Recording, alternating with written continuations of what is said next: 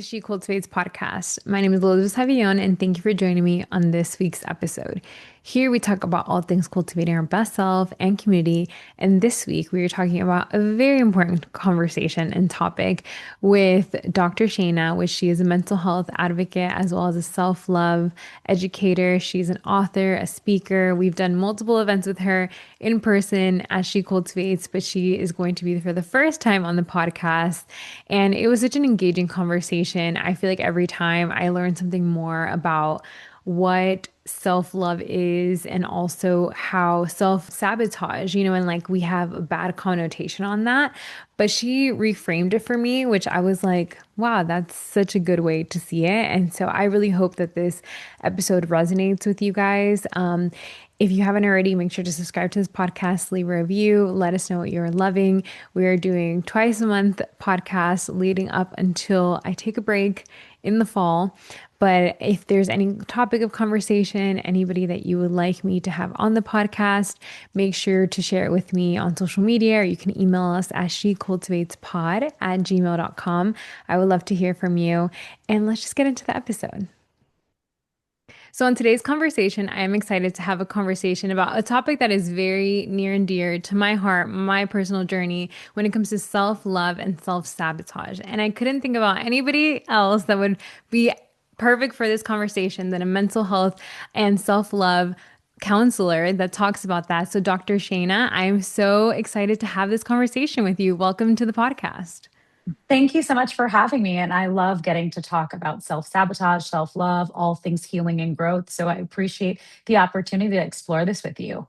Absolutely. I mean, we've done things together when it comes to, mental health, self-love. I think last year at STEMA, we did a Mhm. whole self-love workshop and the ladies loved it because I feel like being able to look at your life, the areas in your life where you can be, add a little bit more self-love, be more intentional with your life and how you're being practical with it is so important. And so, what does self-love actually look like for people and what does that look like every day? Such a great question. And one I get often, especially when folks are coming into counseling, knowing that they want to develop self love. It's okay. I know I am lacking in this. So, can you tell me what it will look like when I have it? Now, I'll tell you that from my perspective, both in my personal journey and in my professional journey, there's a few things that I want you to know. First of all, it looks different for everyone.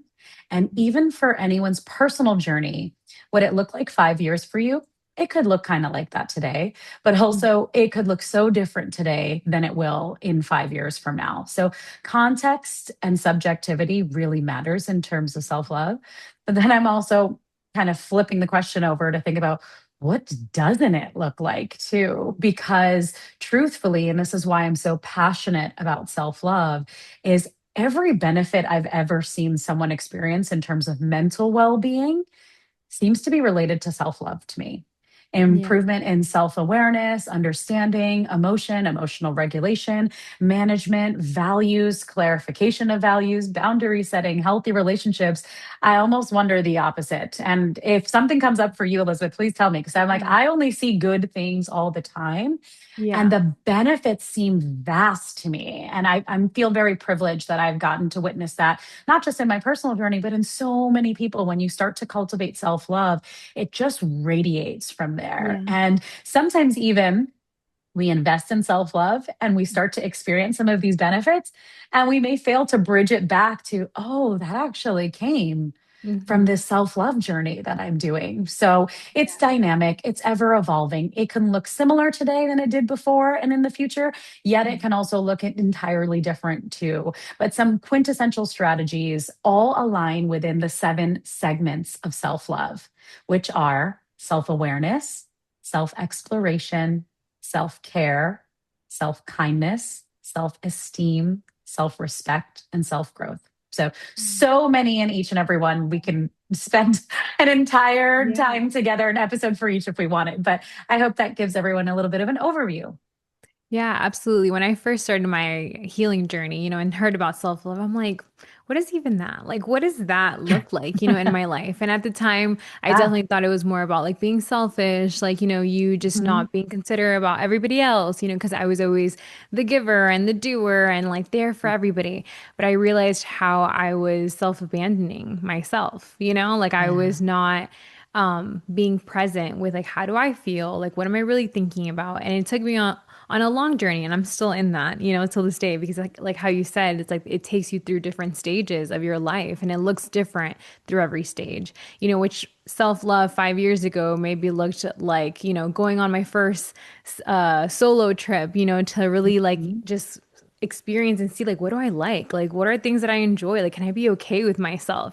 Now it looks very different, being in a relationship. It's like, okay, what are the things that I need to do to take care of my mind and my body, Mhm. Mhm. So what were your thoughts when it came to self-love in the beginning of your journey? Oh gosh. Okay. So I appreciate this question. I appreciate also you sharing your perspective, which is really relatable for me. And I know it relates to a lot of folks of there's blocks in the beginning of the journey. I Mhm. would say most people that I work with, their self-love journey begins with a bunch of blocks, Mhm. internalized beliefs from their families, from their loved ones, from society, culture, you name it. All of these things, that's actually like self-love is a bad thing. I Mhm. will share a little asterisk that I think we're changing things. I see a lot of people shifting, which makes a collective shift. I see lots Mhm. of kids having permission to lean into self love in a way that a lot of us are we're not familiar with in that time of our lives. So I Mhm. will say it's shifting, but for most people who I work with, we start out with so many blocks. That misconception, self-love is selfish, and I'll tell you that is couldn't be further from the truth.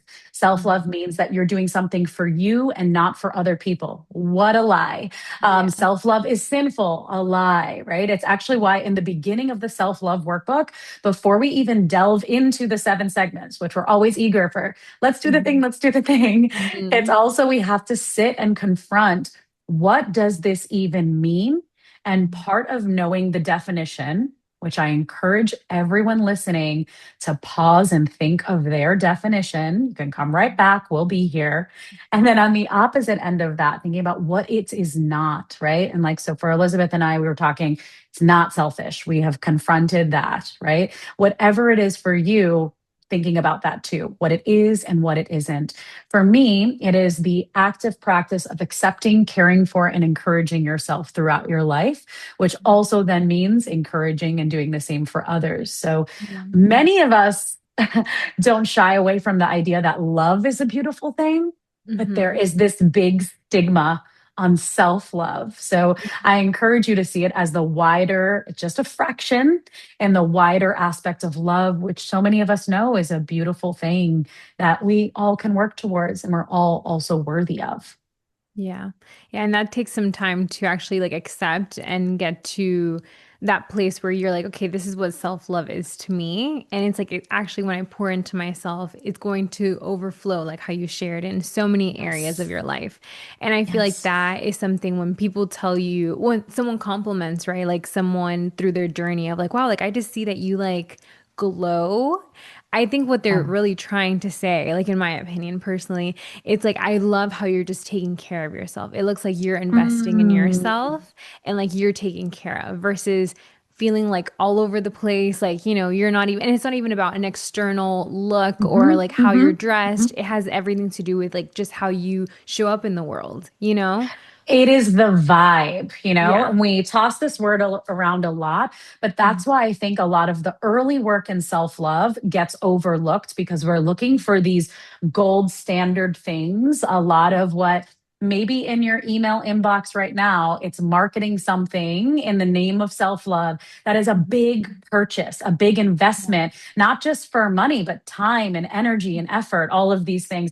And those things could be self love. I'm not downing on that, but what it causes is that we overlook a lot of these things that seem innocuous, but Mhm. they are self loving. And when we turn our attention to these smaller or seemingly smaller things, being self loving, it's kind of like it all clicks into place. Yeah. And that frequency shifts because we're turning our attention even to things that we may have already been doing, but we were not harvesting the reality that that was self-loving. Like getting up, recognizing you're dehydrated, and grabbing water instead of, no, I need to go do this and I have to pack this Mhm. bag and I have to get out of the house and I need to rush and I don't really need the water. That's Mhm. so small, small Mhm. shift of turning towards yourself, meeting Yeah. your needs, even being able to honor the fact that you had a need and that you could fulfill that need in what, less than 60 seconds. Yeah. That doing that small thing is shifting your energy. When you shift that energy, you have Mhm. more, not just for yourself, it Mhm. emanates. So, yes, when people are talking about that glow, a lot of times it's like, I don't know what to say here because your hair is the same. It's still Yeah. beautiful, but your hair is the same. You always look nice, but there's something else different. We don't really know how Mhm. to put words to it, right? And Yeah. everyone's not walking our walk to know all of these little shifts, but those shifts, even when they seem small, especially in the beginning, add up. And that's all self love. We don't need to measure it. Yeah. I think a lot of women that are listening, though, might think, okay, so I'm a mom, I have multiple things that I have on my plate. Like, what does that practically look like, though, in this season that maybe, and you resonate with that, right? You're Yeah. writing a book, you're a mom, you have so many, you're a therapist or, and you have just different things that you're doing. But it's like, how do you, for yourself, incorporate self-love? Yeah, in so many different ways. And I love seeing, and this is why self care, which Mhm. is only one of the seven segments, but why it's really helpful to see that tangibly and practically. Self Mhm. love can seem so abstract, and many of us do best with these tangible things in the beginning, at Mhm. least, right? And this is why I'm really big on building your self love menu. So, Mhm. in the different identities you hold, right? So, you named some, and I appreciate that. I am a mother. I am a wife. I am a therapist. I'm an author. I am a daughter. I am a friend. I can go on and on, right? Like so many listening Mhm. can. Each one of these roles offers us opportunities to love ourselves in a very specific way. Now, I'm not talking about foundational now. I'm going a little bit deeper. Foundationally is like that water example that I gave. Mhm. All of those pieces need the water. Yeah. All of those pieces need the safety, right? I'm talking now, what's the nuance thing? Self love for me as a mother, as an example, I think society gives us this trap of you can't love yourself when you're in a role of caretaking, whether it's as a mother or whether it's someone caretaking for an elderly parent or a loved one.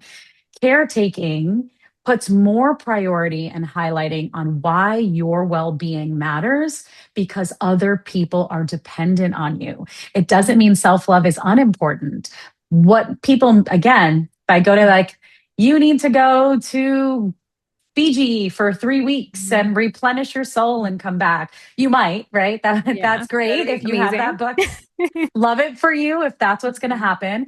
And also for many people, that is not practical. So when we come into the definition of self care, self care is recognizing and tending to your needs in the current context. That Mhm. current context bit gets us tripped up a lot. The current context can look so different today, again, than it did last year. Could look so different today than it will next week, even. Sometimes it even Mhm. fluctuates within the day.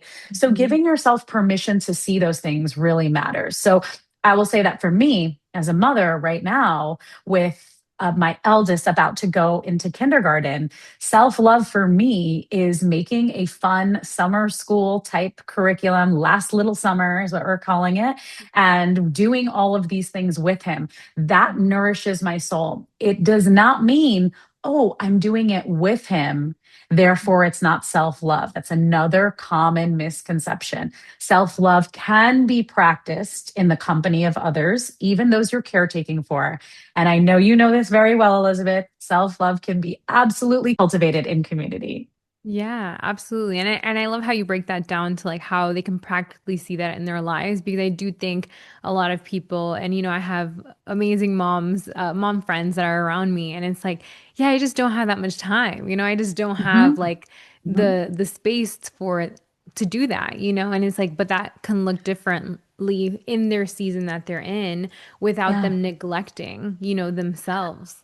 Absolutely. And it's because we become very fixated on our self care skills. We have like the Mhm. toolbox, like these are my essentials, Mhm. these are my five go to things. And what the universe likes to do is say, oh, you've got five things that are your go to things. Let's see how you can adapt if you can't access these five things, you know? So Yeah. I think of a lot of people who become strong in self love can often become fixated on certain self care skills. And when Mhm. that skill set is disrupted, I know a lot of Mhm. people can relate to this when we think back to the pandemic, right? A lot of our go to skills are now pulled away from us. Mhm. What can you do to adapt? Because the context matters, right? Yeah. So, yeah, I do not have full reign over my schedule. Mhm. And according to the other segments of self love, like awareness and exploration and kindness, I also need to kind of hold space for that, right? Like, I Yeah. can't just skip my workout in the morning and go sometime, anytime in the middle. I can't. I cannot Mhm. do that. And that can be sad. And I Yeah. could say, well, what still matters? It's movement, right? So can I push a stroller and go for a walk? Can I have my son work out alongside me? Can we do Mhm. something a little fun? Can we do a dance party? Right? Mhm. What is it that really matters? So if we come to the core, and that's usually in like the self awareness exploration, we start to explore our core values and core identity. Is if it's not this superficial thing that we can't get, can we come back to the core and see what that need is to meet that maybe in a different way in your current context? Yes, that's so good. And even in like community, I know with my friends, it might not be that I go and hang out with them, right, all the Mhm. time anymore because they're moms. But at the same time, it's a check-in. It's like, hey, like play date with the kid, bring the kid and Yeah. we're gonna be together. But it's like Yes. those are little touch points, right? Of like maybe it looks different now, but it doesn't mean that it's completely not possible, and same, like I think when I first started, like my rituals, that I would do, like, I would journal every day, I would have time to like meditate every morning. I would, just go on walks. Like I can go like for an hour. So like it's just like I had certain things that worked for me. And then I Yeah. felt like when life shifted, it was like, wait, I feel like all over the place, And it was coming back to myself like, okay, like what does that look like now? What is realistic for me? And it might not be that I journal as much as I loved journaling so much before. It's like this season has looked a little different. So it's not every single day like it used to be, but it's like at Yes. the end of the day, it's like finding those things. And so I love how you share that. And I think that's what I loved also about like your workbook. It's like it breaks down, ways that you can do that. What Yeah. areas do you need to strengthen in? What are the areas that you're actually strong in already? Yes. And so that someone can resonate and like find what works for them.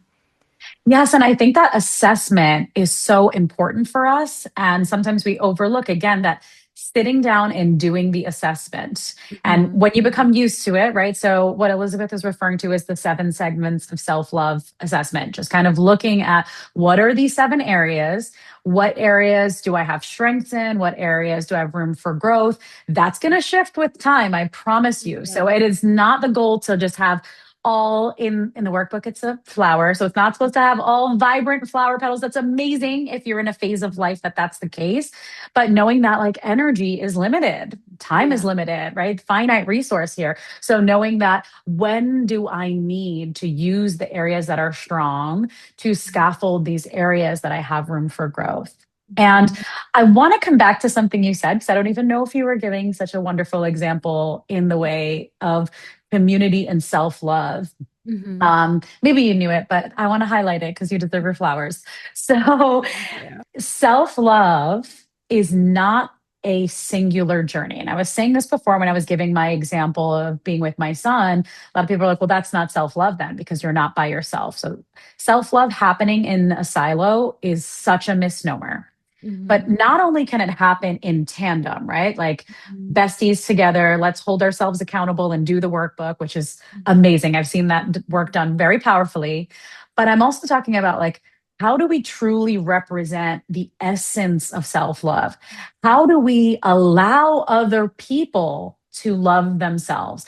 How do we help other people love themselves? Now, notice this is very different from how do I love you? It is how do I also make sure that I'm not standing in the way of my love for you? So I've Mm-hmm. heard this happen in lots of friendship groups that there are people who shift off and have become mothers and some who have not. And there becomes this notion of like, well, you got to come back to what we used to do, right? It was a Friday night girls' night every night. This is what this looked like. So you need to come back here versus in your context, this looks different. So, how do I honor our abridging friendship in our ever evolving context? Because your context looking different means my context looking different. The willingness to say, oh, that might be harder for you than to meet up with me every Friday now. How can we make that possible still? Is a sacrifice that is made collectively that makes it easier for people to love themselves versus listen, since the beginning of our friendship, we've had the Friday night thing. You make it or break it, that's on you. You see how that's so individual focused versus when we're loving ourselves, we're able to offer more grace to others to say, huh, that's not in your context right now. So, how do we allow this context? How can we help you raise that energy based on your current context? That Mm-hmm. is so important. A lot of times, what's really hard to recognize, self love gets this emphasis on the person and the person alone. So when people are feeling defeated, like the quintessential, I don't have time for that, Mm-hmm. the harder question is also, well, who would you have to ask? Who Mm-hmm. else would have to make concessions, accommodations that you're either scared to ask? You've asked before and been told no. Society says you're not allowed or permitted to ask. Those are some of the harder questions that seem like they're interpersonal, but they really are also reflections of self love, too. Yeah, it's like that community support to help you, like how you said, love yourself better. And like even with motherhood, right? Then that's like, you're either your partner or support. And even like in seasons with, with my business of like, hey, like I have to do this, like, can someone Yeah. else and delegating, and sharing like, Yes. I'm at capacity right now. I am overwhelmed, and Yeah. it's like, how can I like ask for that support? And that sometimes is very hard for most people, to do, especially if they've never gone on their like own journey of like building that self-love and self-awareness. And I know Absolutely. a few of the listeners, one of the questions that our audience wanted to know about is also self-sabotage. We talk Mhm. about self-love, right? And it's like, okay, the tools, you have the tools, but you Yeah. maybe find yourself just self-sabotaging a lot, Mhm. it's like, why do you feel like so many women do that? With Is it like more of like the fear, or is it more like what is told that we should do? It's like, and there's so many ways that people self-sabotage, so maybe we can go into that a little bit Yeah. too. But what are your thoughts Sure. on why that is? So, just like how I said, there's so many ways to love yourself, there's so many ways to stand in your own way from loving yourself. And some people feel really uncomfortable with the concept of self sabotage. I want to highlight that as a disclaimer first. So, if you're listening courageously and you're like, I feel uncomfortable even hearing this phrase come up because now the finger is being pointed to me and I don't like that, don't worry, because I'm about to give you a little bit of slack because I truly have not seen anyone practice self sabotage in a way that it means that it is only them standing in their own way and it's not influenced by relationships, by culture, by experience, by society. So I want to start there first.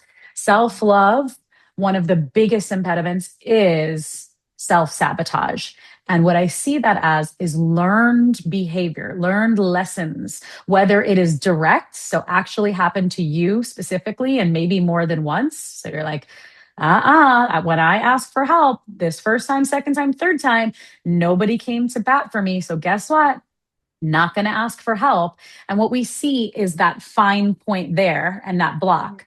I can't ask for help. And we label that self sabotage.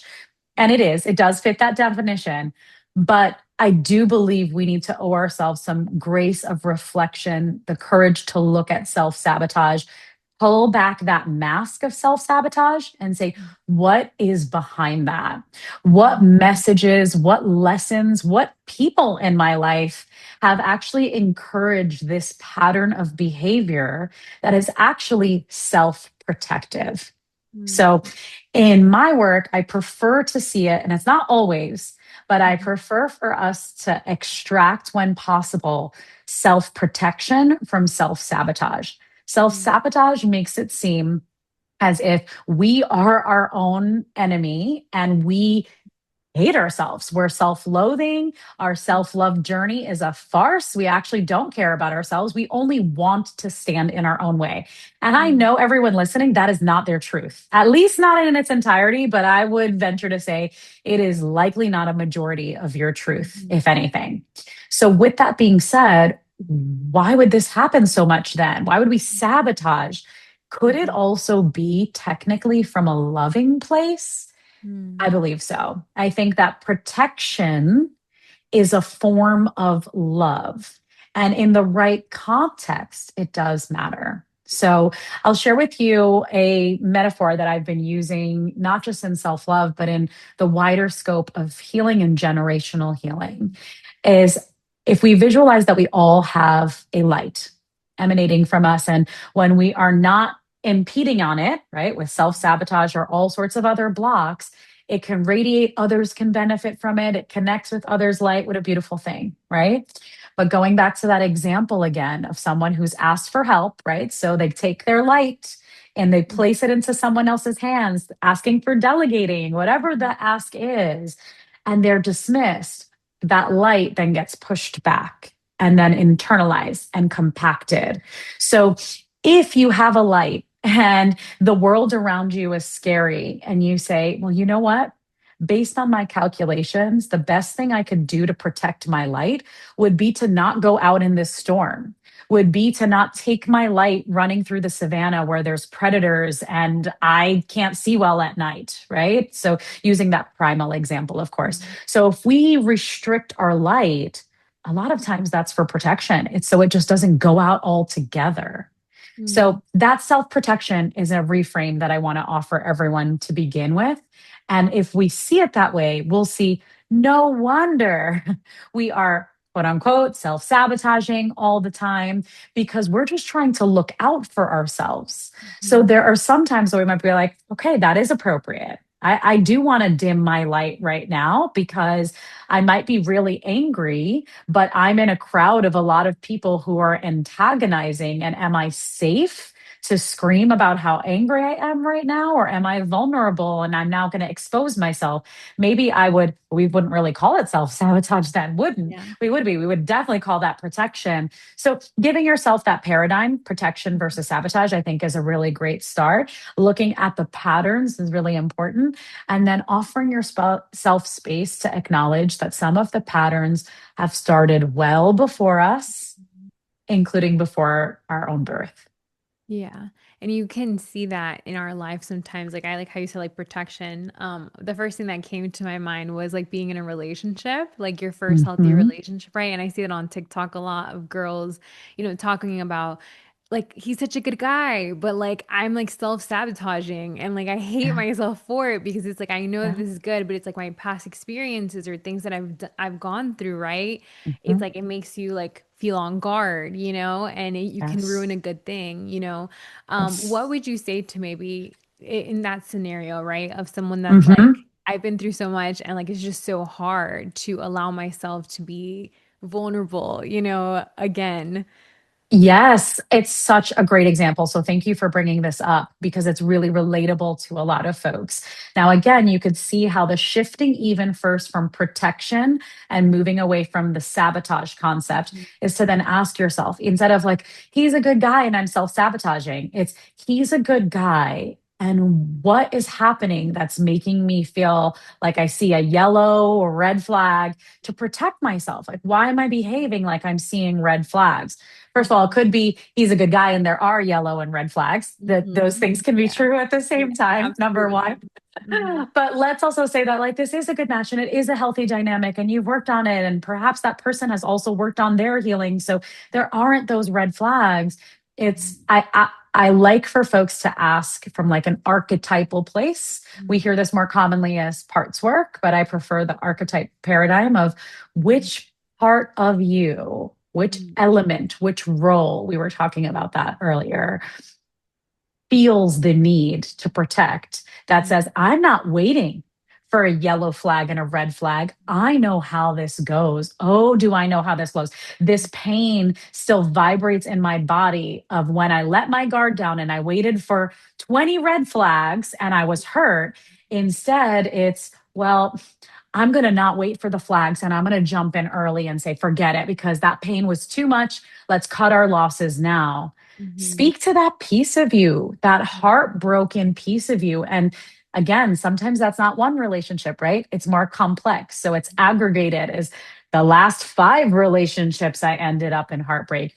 Bring that archetype forward, the heartbroken one, the wounded one, Mhm. and say, I understand you're trying to protect me, right? This conversation has so many avenues. So I'm just giving a Yeah. hypothetical of I understand you're wounded, but do we have signs that that's here? Right. So context matters, right? Yeah. That version of you is primal and it's ready to go. And bless it for being ready to act on your behalf. Yeah. What a privilege to say, like, hey, we're okay now. Like this one is all right. We're okay. And even if there are yellow flags, we can weather those yellow flags. Like we are not broken, we are not damaged.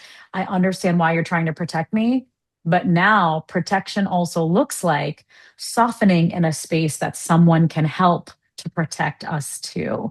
I don't have to carry this alone. So very specific examples that I'm giving here. So that Yeah. that No, I that love that. dynamic will look different, but that's an offering. So a big shift from sabotage to protection. Yeah, and I resonate with that so much. And so that's why I'm like, I know that so many women can resonate with being in that stage where you're like, okay, I've been through this. It's like, even if it's good, like, let me leave first, and then you're Yeah. like, no, like, you have to, if anything, remind yourself, like, that person has been consistent, like, you're safe. Yeah. Like, and even Yeah. if you see the red flags, you can leave. Like, you're not the same person. Like, Yes. coming to that place is very healing, but it doesn't mean that it's not going to come up, and being Mhm. aware of those things. I know in another area that I wanted to talk about self-sabotage is Mhm. maybe someone that is, career focused, that has a lot on her plate, that can't say no.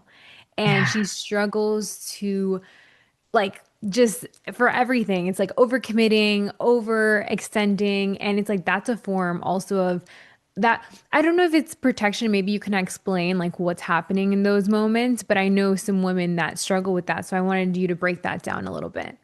Yes, I know some of these women. I am women. I really relate here. So I'm happy to break this down. And I love this example because it's easier, right, from a practical, like conceptualization standpoint to see, well, those are wounds. So therefore, that alarm goes off fast. What's going on with the overachiever, the high functioning person, the corporate ladder climbing boss woman? Like, what's going on there?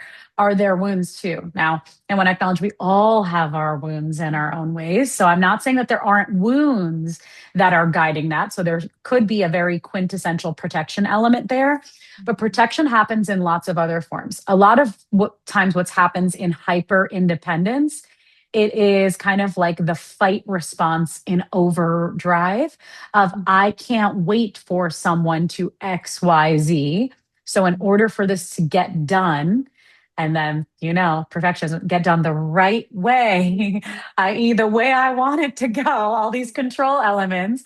Therefore, the logic tells me that I'm the one who's most likely to be able to do it. I can't delegate. I can't give it to other people. I can't trust other people. People have let me down. So you can see the wounds there. Yeah. It may not look as protective because in the heartbroken example, you see someone who's a little bit more softened, and that Mhm. can look a little bit more like a shutdown, a flight, freeze response, maybe even like a fawning response. Mhm. Whereas the fight response can look so, especially because women are not allowed to be energized and assertive. So Mhm. it looks particularly off putting. We think that woman can't be wounded. So what's her thing? And why is Mhm. she also standing in her own way for asking for help?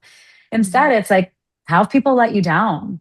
Where did Mhm. you learn that like your collective will not rise with you? Where did you learn that you're alone in this journey? Where did you learn that other people cannot be trusted? And when you do trust people, you'll end up with an amplified level of hurt. So you should just go back and circle back to yourself every time. That's a wound too. So you can see how they go to these primal responses. They're Mhm. all versions of protection. And by the way, no one needs to fill all of these. Like you're not like, oh, I'm the fight version, I'm the fawn version. These are survival responses. They're programmed for different contexts. So it's also common for someone to have a fawn response in one area, a fight response in another. So just these are the different responses that we may have that may cause us to appear and behave as if we're sabotaging when we're really trying to protect. But that Mhm. protection mission may be a very concrete, like blinders on, hyper focus mission. And self love is allowing us to sit like, hey, I see you fighting the good fight. Mhm. What's going on here? What's hurting? How can I be here for you? What do you need? Where do you need to be loved? All of those So explorations. being aware of that, because maybe someone listening is like, okay, I'm maybe they resonate with either one. So where would they start to actually become aware? Like, okay, this self-protection is getting to the place where it is impacting areas. Like it's not Yeah. even that I'm trying to be super hyper focused or I'm like an independent woman that doesn't need a relationship. It's like Yeah. this is where I'm at. So how do I see maybe and start noticing like this is something that I need to work on? Yes. I think when you're doing this journey, and this is why self awareness is the first of the seven segments, because we think awareness is nothing like, oh, well, awareness isn't behavioral change. Awareness is an action. But founded, intentional, aligned behavioral change and action has to have a sound level of awareness. So please do not skip over the awareness. So if you've Mhm. made it this far, we've covered a lot of topics that already warrant your turning to before even doing anything. What does self love mean for you? What doesn't self love mean for you? What does self care mean for you? What doesn't? You can go through all of the seven segments there. What is self sabotage? How is that different from protection? First of all, just turning your attention to any of those things, you shine the light on it that allows you to see things. I promise you, from just even turning your attention with an open heart and an open mind, you'll start to see things surface just because you're looking at it. You're willing to safely look at it. That's step one. Please don't overlook the awareness. But the next thing on top of that, I would say, is pull yourself back a bit. So don't be too personalized about it and just observe. Remove the judgment, the criticism, the end goal. Like just for a moment, just sit in it. And like, yeah, I'm noticing this pattern. Name the pattern. What is it? Is it triangle, triangle, square? Is it triangle, square, triangle, square? Start to pay attention and observe it. Again, if we pull away the critique, we can see the fuller pattern of how it happens. For example, what happens before the pattern begins, right? So we say the pattern begins with triangle. What starts the triangle, right? Like what makes What the triggers triangle, you? what Like what triggers is the you? what happens Hmm. that then makes you react in a certain way of Yes, protection? exactly. And I will also say is that triggers plural is so important because a lot of times for women, we are told to and programmed to bypass our triggers. So we're Mhm. like, well, that was so silly. My partner just said, like, can you put this over here instead of here? And I blah, blah, blah, blah, blah, lost my mind. That was so silly. But what we're seeing is the last bit, right? Like the last drop out of our cup that we had to offer evaporated. And we're feeling the full, I have no hydration, my cup is entirely empty. Mhm. But we're looking at that last straw situation Mhm. versus the set of things that amassed that tripwired this pattern of protection, sabotage, whatever you'd like to call Yeah. it. So, awareness first and foremost, the Mhm. observation, trying to pull back that judgment. And I know as I'm saying these three steps only, I'm not going deeper than that because that's too overwhelming. But as I'm saying this, I'm making it sound easy, right? Just be Yeah. aware, just pull it back. And Yeah. it's not, right? But if you start with these three in mind, right? Being aware, observing, and you go from there, that will help in the process. Yeah. And I think those are the things that they can take away from this episode. It's like you start there first, that self-awareness being, even like if you're listening to this podcast, it definitely you clicked on it because you're like, okay, I know that it's there. Like I've either someone has told you, maybe you see patterns in yourself. And so I feel like that's a great start because I think even on your own healing journey, it's like you have to come to that place where you're like, I know that something needs to change, Other people can tell you, Yes. they can be like, you're always saying yes, like you need to start saying no more. But it's like until you get to the end of yourself sometimes, then you're able to be proactive and actually do the work, And again, it's an ongoing process. I was sharing with you before that, within me being in a relationship now, I've seen areas within myself that are self-protective, that are very like, ooh, don't want to get hurt. Like, I want to make sure I'm good, like going into marriage, it can be scary, And there's Yeah. things that I've had to work with within myself, and I Yeah. have done work over the past years, Yeah. And so that just reminds me that it's like a ever flowing and going journey of you just being aware, and like when you Yeah. lose touch with that, that's the areas that then you start maybe acting in more self-protective or Yes. self-sabotaging ways, when you're not Yes. in touch with yourself anymore.